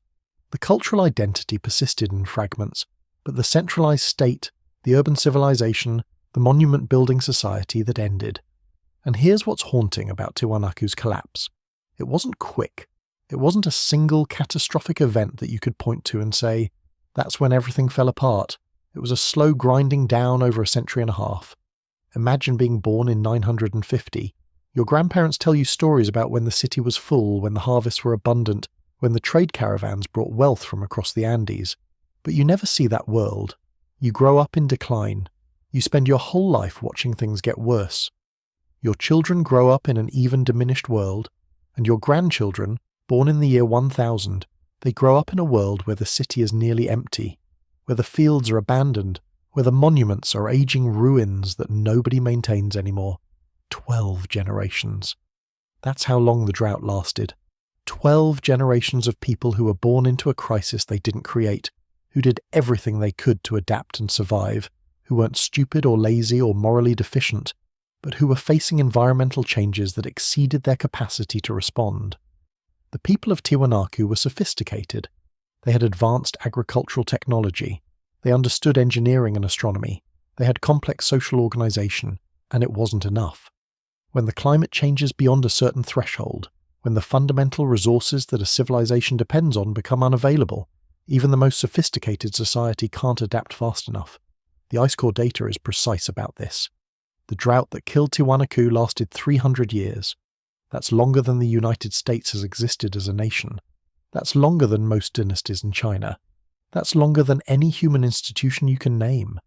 Imagine a crisis that lasts for 3 centuries, where the problem doesn't get solved, where each generation passes the crisis on to the next, hoping they'll figure something out, but the solution never comes. The raised fields that had fed 500,000 people, those fields that in the 1980s still produced 3 to 5 times more food than modern agriculture in the same region, they became dust. The water channels dried up. The carefully engineered microclimates collapsed. The system that had seemed so robust, that had worked flawlessly for 500 years, failed completely within a century and a half. This is what Tiwanaku teaches us about climate and civilization. Success isn't permanent. Technologies that work brilliantly in one climate regime can become useless when conditions change. Societies that thrive for centuries can collapse within a few generations if the environment shifts beyond their adaptive capacity. And the people who live through collapse aren't failures. They're just humans trying to survive in circumstances that have become impossible. The stones of Pumapunku still stand, those perfectly cut blocks that we still can't fully explain. The Akapana still rises above the plain. The gateway of the sun still bears the carved image of the staff god. But the people who built them, the civilization that sustained them, the empire that made them meaningful, that's gone. Destroyed not by invasion, not by internal warfare, not by moral collapse, but by 300 years without enough rain. But the story doesn't end with abandonment. Civilizations fall, but people persist. The stones of Tiwanaku stood silent for centuries, but the descendants of the builders remained. They scattered across the Altiplano, reforming into smaller communities, adapting to a world that was fundamentally different from the one their ancestors had known. And they remembered, not with perfect clarity, not with written records, but with stories and traditions that preserved fragments of what had been lost. The Aymara people emerged from Tiwanaku's collapse as the dominant cultural group around Lake Titicaca. They weren't newcomers, they were the survivors, the descendants of those who had built the raised fields and carved the monuments. Their language, Aymara, was probably the language spoken in Tiwanaku itself, or evolved directly from it. Their religious practices maintained continuity with the past. They still worshipped the mountains, the lake, the sky deities. They still considered Lake Titicaca sacred. They still told stories about creation that centered on the very sites where Tiwanaku had stood. By 1200, when the drought finally began to ease, when rainfall patterns started returning to something more normal, the Altiplano had reorganized itself into a patchwork of regional kingdoms. The Lupaka controlled territory on the western side of Lake Titicaca. The Kola dominated the northern basin. Other smaller polities occupied strategic locations throughout the highlands. These kingdoms weren't as large as Tiwanaku had been. They didn't build monuments on the same scale. They didn't control trade networks spanning thousands of miles, but they survived. They adapted. They maintained the core technologies that made life at altitude possible. The raised field agriculture didn't disappear completely. Communities in areas where water was still available maintained smaller versions of the system, the knowledge of how to build the platforms, how to manage the water channels, how to create those protective microclimates that survived in practical application even if the grand scale was gone. Alpaca and llama herding continued. The textile traditions persisted. The people still wore clothing woven in patterns that echoed Tiwanaku designs, though simplified, reduced to what could be sustained by smaller communities with fewer resources. But they had lost something enormous. The engineering knowledge that had created Pumapunku, the ability to cut stones with such precision, the methods for moving blocks weighing over 100 tons that was gone, the astronomical knowledge encoded in the Kalasasaya, the sophisticated understanding of celestial mechanics that had degraded, the political structures that could mobilize thousands of workers for monumental construction that had collapsed along with the centralized state. Within 2 or 3 generations, the specific techniques that had made Tiwanaku's greatest achievements possible had been forgotten. What remained were stories. oral traditions that grew increasingly mythologized with each retelling. The Aymara told their children about the builders of the ancient city, but the stories had transformed. The builders became giants, beings larger and stronger than normal humans, which was the only way people could explain how such massive stones had been moved and placed. The monuments became the work of the gods themselves, created in a single night through divine power. The precision of the stone cutting, the engineering sophistication, these became supernatural rather than technological achievements. This transformation of history into myth wasn't unique to the Andes. It's what happens when civilizations lose their written records, or, in Tiwanaku's case, when they never had written records to begin with. Knowledge that isn't actively practiced, that isn't passed down through continuous apprenticeship and demonstration, becomes distorted within a few generations. The what survives, but the how gets lost, replaced by supernatural explanations that make sense to people who can no longer imagine their ancestors possessing such capabilities. The ruins themselves remained impressive, looming over the landscape, slowly being reclaimed by vegetation and weather, but never disappearing. Aymara communities continued to live near the sites, continued to consider them sacred, continued to perform ceremonies at the monuments, but they didn't add to them, they didn't attempt to replicate them. The knowledge was gone. Then, around 1400, a new power began rising in the Andes. The Inca, based in the Cusco Valley several hundred miles northwest of Tiwanaku, began a rapid expansion that would create the largest empire in pre-Columbian America. Under the Emperor Pachacuti, who ruled from 1438 to 1471, the Inca conquered vast territories, absorbing hundreds of different ethnic groups, spreading their language, Quechua, across the Andes. When the Inca reached the Lake Titicaca region around 1450, they encountered the ruins of Tiwanaku, and they were awed. Here's what's fascinating. The Inca were master builders themselves. They would go on to construct Machu Picchu, Sacsayhuaman, and dozens of other sites that still astound modern engineers. They had sophisticated stoneworking techniques, understanding of engineering, and organizational capacity to move massive blocks and create monumental architecture. They were, arguably, the most architecturally advanced civilization in South American history, and even they couldn't figure out Tiwanaku. The Inca engineers examined Pumapunku and couldn't explain the precision. They studied the gateway of the sun and couldn't replicate the carving technique. They looked at the size of the stones and couldn't understand how they'd been transported. The technical knowledge that had created these monuments exceeded what even the Inca possessed, 400 years after Tiwanaku's collapse. So the Inca did what the Aymara had done. They mythologized it. They incorporated Tiwanaku into their own creation stories. According to Inca mythology, the god Viracocha emerged from Lake Titicaca at the beginning of time. He created the sun, the moon, and the stars. Then he created the first humans, breathing life into stones at Tiwanaku. These first humans spread across the world, becoming the ancestors of all peoples. But Tiwanaku remained the birthplace, the sacred site where creation itself had occurred. This wasn't random invention. The Inca were building on existing Aymara beliefs and pushing them further. By claiming Tiwanaku as a sacred site, by making it central to creation mythology, the Inca legitimized their conquest of the region. If Tiwanaku was the birthplace of humanity, and the Inca controlled Tiwanaku, then the Inca were the rightful rulers of the world.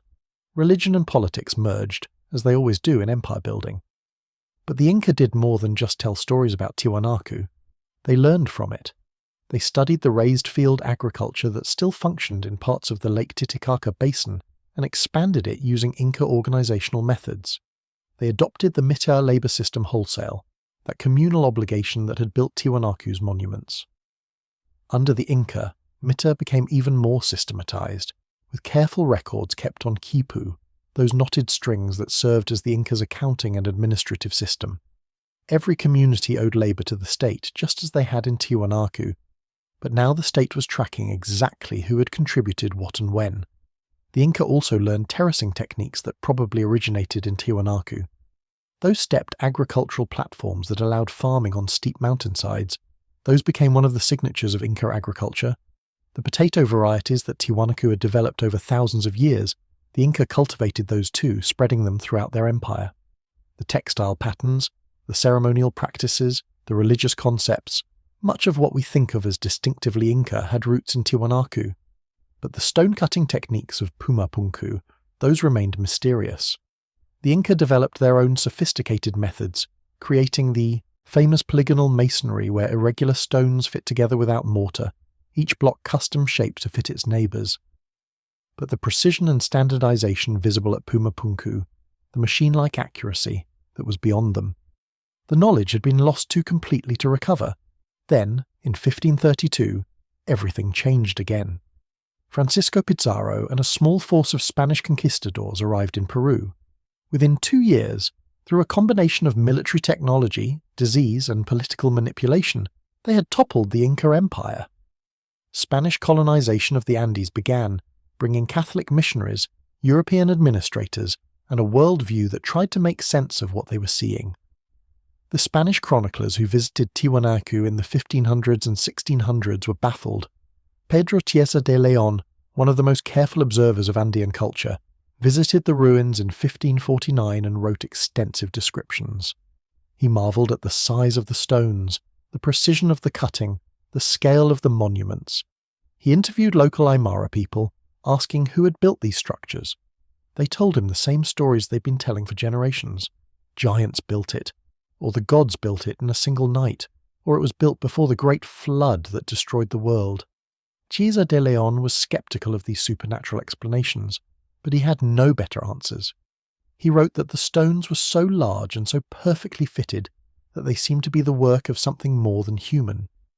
He suggested that perhaps a race of people more advanced than the current inhabitants had lived there in ancient times and then disappeared. This became a common theme in Spanish colonial writing about Tiwanaku. The monuments were too sophisticated for the indigenous people to have built. Therefore, some other civilization, some lost advanced race must have been responsible. This interpretation was convenient for the Spanish. If the monuments were built by some vanished superior civilization, then the Aymara and the Inca were just later inhabitants who had stumbled across ruins they didn't understand. This justified Spanish conquest. The Spanish could claim to be the new superior civilization, inheriting the land from whoever had built the ancient monuments, with the indigenous people relegated to the status of temporary caretakers. Other Spanish chroniclers had different theories. Some suggested Tiwanaku was pre-flood, built by the descendants of Noah before God destroyed the world with water. The biblical flood narrative was so deeply embedded in European Christian thought that it became a framework for interpreting anything old and mysterious. If Tiwanaku was pre-flood, then it was thousands of years old, built by people who had direct connection to the biblical patriarchs, making it religiously significant but also safely distant from the current indigenous population. Bernabe Cobo, a Jesuit priest who wrote extensively about Peru in the early 1600s, described Tiwanaku as the oldest edifice in all Peru, and speculated that it might have been built by giants, citing the size of the stones as evidence. He also noted that the local people performed ceremonies at the ruins suggesting continuity of religious practice, but he interpreted this as ignorant natives worshipping the works of their superiors rather than descendants honouring their ancestors. What the Spanish didn't understand, what they couldn't understand given their cultural assumptions, was that the people they saw as primitive, the Aymara herders and farmers scratching out a living at altitude, were the direct descendants of the builders. That the knowledge had been lost not because the builders were a different race of giants or pre-flood superhumans, but because environmental collapse had destroyed the civilization that had created and maintained that knowledge.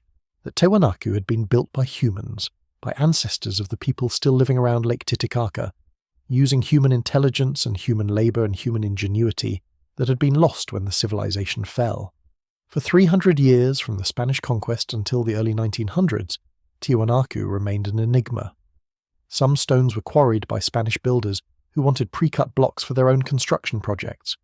Some monuments were damaged by treasure hunters digging for gold and silver they assumed must be buried beneath. The site deteriorated, slowly reclaimed by the harsh altiplano environment. But the stones remained.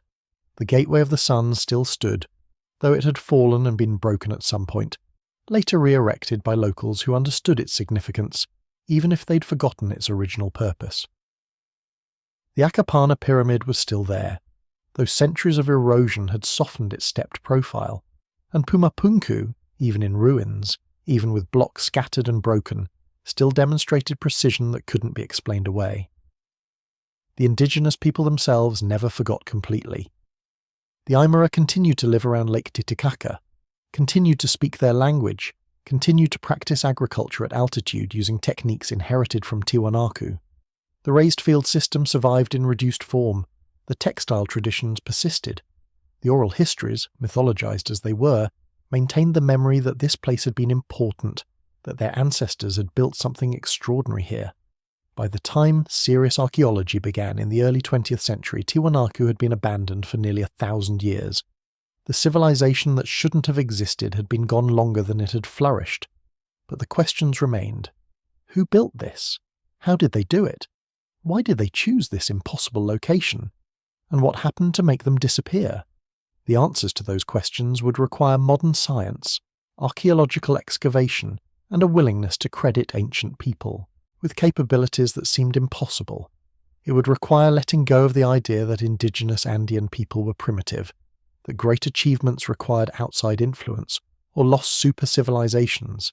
It would require taking seriously the possibility that humans, given enough time and necessity, can engineer solutions to seemingly insurmountable problems. That the civilization that shouldn't have existed did exist, built by people just like us, in a place just as hostile as it seems, using intelligence and determination that we've never lost, only temporarily forgotten. The serious scientific study of Tiwanaku really begins in the early 1900s with a man named Arthur Poznański. He was a Bolivian engineer of Austrian descent who became obsessed with the ruins. Starting around 1904, he began systematic measurements of the monuments, particularly the Cala platform and its astronomical alignments. What he discovered was fascinating, but his interpretation would become controversial and would haunt Tiwanaku studies for decades. Poznański noticed that the Cala stone pillars aligned with the sun's position on the solstices, but the alignment wasn't perfect for the current era. Based on calculations about how Earth's axial tilt changes over thousands of years, a phenomenon called precession, he concluded that the Cala must have been built when the alignment was accurate. His calculations suggested construction dates of 15,000 years ago, possibly even older. He published elaborate theories about Tiwanaku being the oldest civilization on Earth, predating Egypt and Mesopotamia by millennia, possibly connected to the lost continent of Atlantis. Now, here's the problem with Poznański's dating. He was right that the Cala had astronomical alignments. He was wrong about almost everything else. His calculations were based on incomplete understanding of how the site had been modified over centuries. Stones had been moved. The platform had been rebuilt multiple times. The alignments he was measuring weren't necessarily the original ones, and his understanding of precession, while not completely wrong, wasn't precise enough to date structures to within thousands of years. But Poznański's work, published in multiple languages through the 1930s and 40s, became enormously influential. It gave Tiwanaku a reputation as an ancient mystery, older than conventional archaeology could explain. This attracted serious researchers, which was good. But it also attracted pseudo-archaeologists and mystics, which complicated efforts to understand what had actually existed at Tiwanaku. The first rigorous archaeological work came in the 1950s and 60s. Wendell Bennett, an American archaeologist, conducted excavations at Tiwanaku starting in 1932, establishing the first systematic chronology. Carlos Ponce Sanguinés, a Bolivian archaeologist, led major projects from the 1950s through the 1980s, excavating large portions of the site and developing the chronology that's still largely accepted today. Their work established that Tiwanaku had flourished between roughly 500 and 1000 CE, not 15,000 years ago as Poznański claimed. They also established the scale of what had existed. Tiwanaku wasn't a small ceremonial centre, it was a major urban complex. The population estimates kept rising as more of the site was surveyed. 10,000 people, 20,000. By the 1980s, estimates had reached 40,000 to 60,000 in the urban core alone. The raised field agricultural system that had sustained this population was mapped across 190 square miles of the Lake Titicaca basin.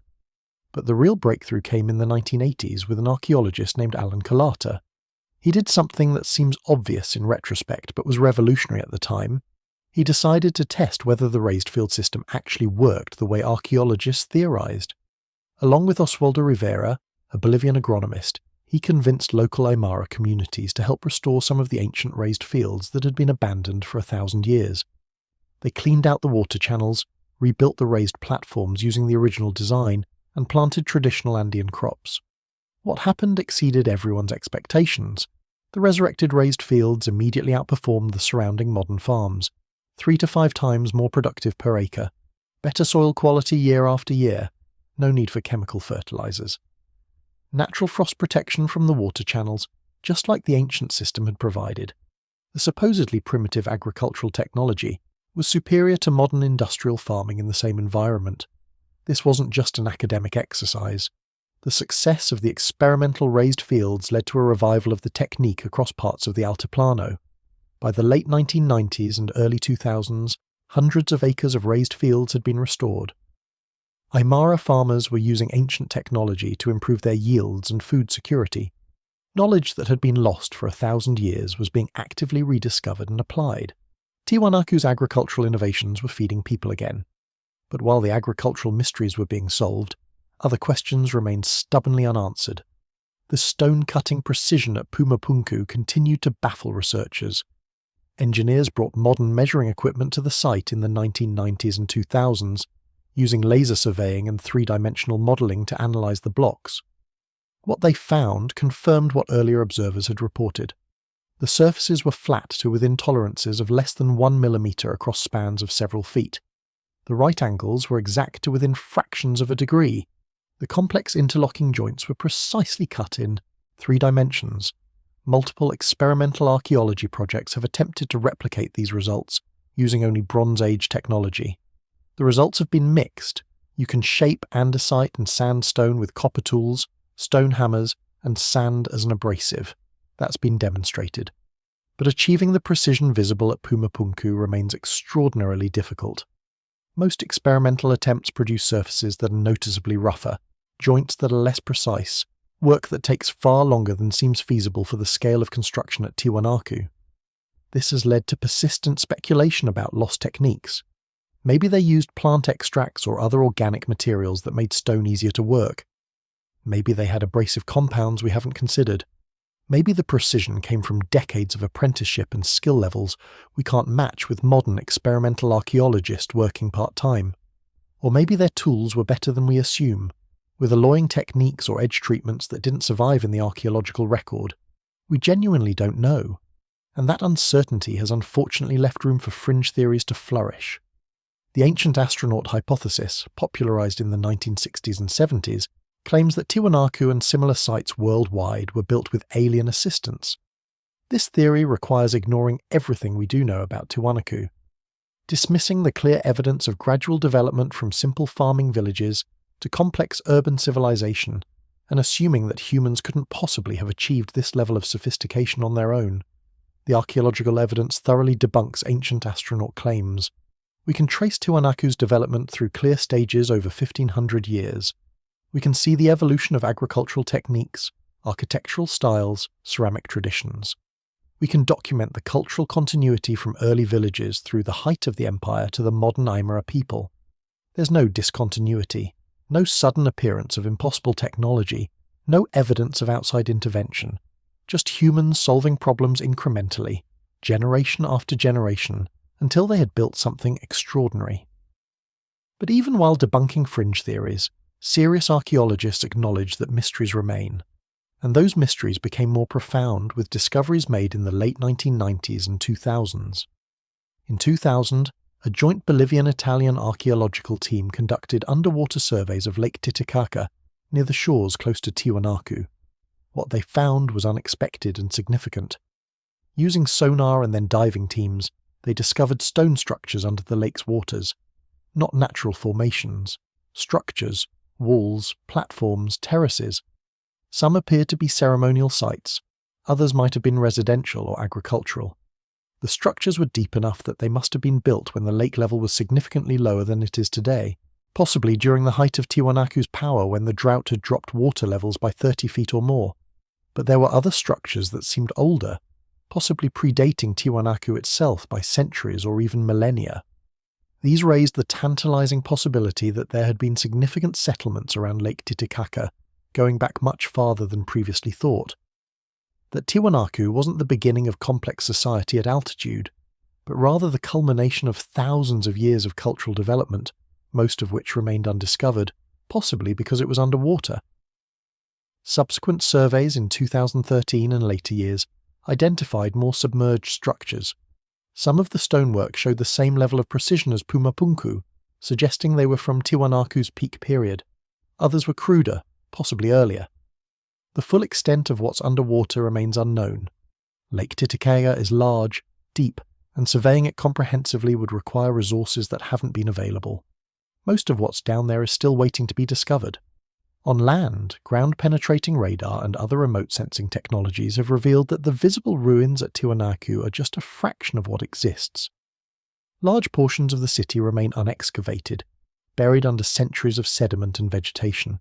Some estimates suggest that only about 10% of the site has been systematically excavated. The rest is still down there. More monuments, more residential zones, more craft workshops, more administrative buildings, all waiting to be uncovered with the patient, careful work that modern archaeology requires. Recent excavations have focused on areas outside the ceremonial core, trying to understand how ordinary people lived. These excavations have revealed sophisticated urban planning, neighbourhood organisation, evidence of craft specialisation, and signs of social stratification. But they've also shown something more intimate: households with personal belongings, cooking areas where families prepared meals, courtyards where children played. The human side of Tiwanaku, not just the monuments. One particularly interesting discovery from the 2010s involved acoustic analysis of the temples. Researchers testing the sound properties of the Kalasasaya and other ceremonial structures found that they had unusual acoustic characteristics. The stone walls and enclosed spaces created resonances at specific frequencies. In some areas, sound would reverberate in ways that seemed designed to amplify human voices or musical instruments. This suggested that the architects understood acoustics, that they were designing spaces not just for visual effect but for auditory experience during ceremonies. Modern technology has also allowed analysis of the stones themselves in new ways. Petrographic studies, examining the microscopic structure of the stone, have confirmed that the andesite came from quarries across the lake requiring water transport. The red sandstone came from quarries about 10 miles away. Chemical analysis of tool marks on some blocks has identified copper residues, confirming the use of copper chisels. But these analyses haven't solved the precision mystery. They've just confirmed what we already knew. Copper tools were used. Somehow those tools achieved results that modern attempts struggle to match. The mystery of Tiwanaku's stoneworking has also been investigated by comparing it to other Andean sites. The Inca, working 700 years later, developed impressive stoneworking techniques of their own. But their style was different. Inca masonry emphasized irregular polygonal blocks, each one custom-fitted to its neighbors, creating walls that were earthquake-resistant and visually striking. But the blocks weren't standardized, weren't precision-cut to uniform dimensions. Tiwanaku's approach, particularly at Pumapunku, was the opposite: standardization, precision. Blocks cut to exact measurements with perfect 90-degree angles and flat surfaces, almost industrial in its approach. This suggests two different engineering philosophies. The Inca prioritized flexibility and earthquake resistance. Tiwanaku prioritized precision and standardization. Both approaches were sophisticated, both required advanced knowledge, but they were solving different problems with different methods. Understanding this helps contextualize Tiwanaku. They weren't simply primitive forerunners of the Inca. They were a separate civilization with their own technical traditions, some of which were lost when the climate crisis destroyed their society. The modern Aymara communities living around Lake Titicaca have become partners in archaeological research, not just subjects of study. They've shared oral traditions that have helped guide excavations. They've provided knowledge about traditional agricultural techniques that informed the raised field restoration projects. They've worked as archaeologists themselves, with several prominent Bolivian archaeologists of Aymara descent now leading research at Tiwanaku and related sites. This partnership has changed how the site is interpreted. For a long time, Western archaeology treated Tiwanaku as a dead civilization, something to be studied like a fossil, disconnected from living people. But the Aymara never saw it that way. They maintained cultural and linguistic continuity with Tiwanaku for over 1,000 years. Their oral traditions, however mythologized, preserved real historical memory. Their agricultural practices, textile designs, religious beliefs all carried forward elements from Tiwanaku. The civilization didn't die completely. It transformed, adapted, survived in reduced form.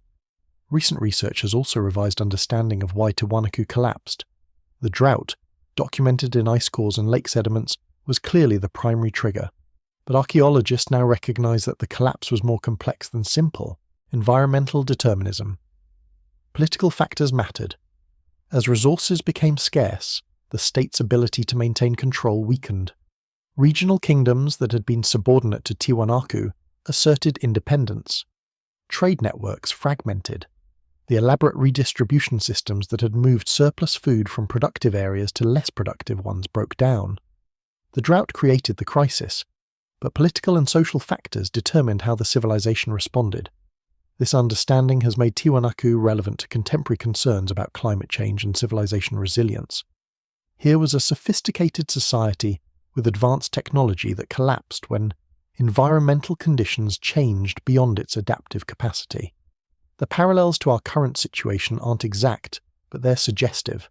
Tiwanaku teaches us that no civilization, however advanced, is immune to environmental crisis. That the systems which work brilliantly in one climate regime can fail catastrophically when conditions shift. That adaptation has limits. But Tiwanaku also teaches us about human resilience. The people survived. The Aymara communities around Lake Titicaca today are direct descendants of Tiwanaku's builders. They maintained core cultural practices for 1,000 years through political collapse, foreign conquest, colonization, and massive environmental change. The knowledge of how to live at altitude, how to cultivate potatoes, how to herd alpacas, how to weave textiles, that knowledge survived. The stones may be silent, but the people remember. So here we are, back where we started, standing before those massive stones at Pumapunku, those perfectly cut blocks that still puzzle engineers 1,500 years after they were placed. The wind is blowing across the Altiplano like it always has, cold and relentless. The sun is setting behind the western peaks, painting the sky in shades of orange and purple. And the ruins stand silent, patient, waiting for us to understand. Tiwanaku was the civilization that shouldn't have existed, built at an altitude where humans struggle to breathe, where frost threatens every night, where the growing season barely gives crops time to mature.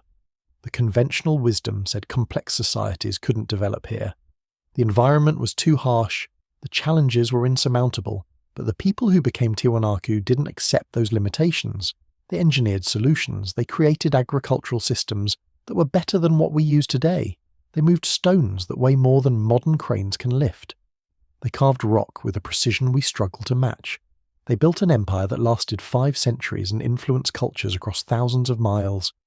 And then the climate changed, and even their sophistication wasn't enough. The drought that lasted 300 years destroyed the systems they'd built, scattered the population, collapsed the civilization. But the people survived. They adapted. They carried forward what they could save.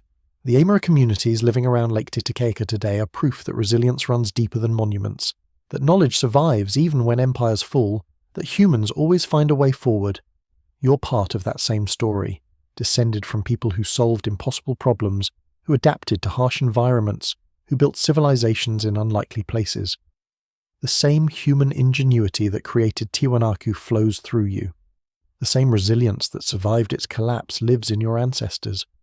We are all the inheritors of people who refused to accept that something couldn't be done, who looked at impossible challenges and found solutions, who built beauty and meaning even in the harshest places.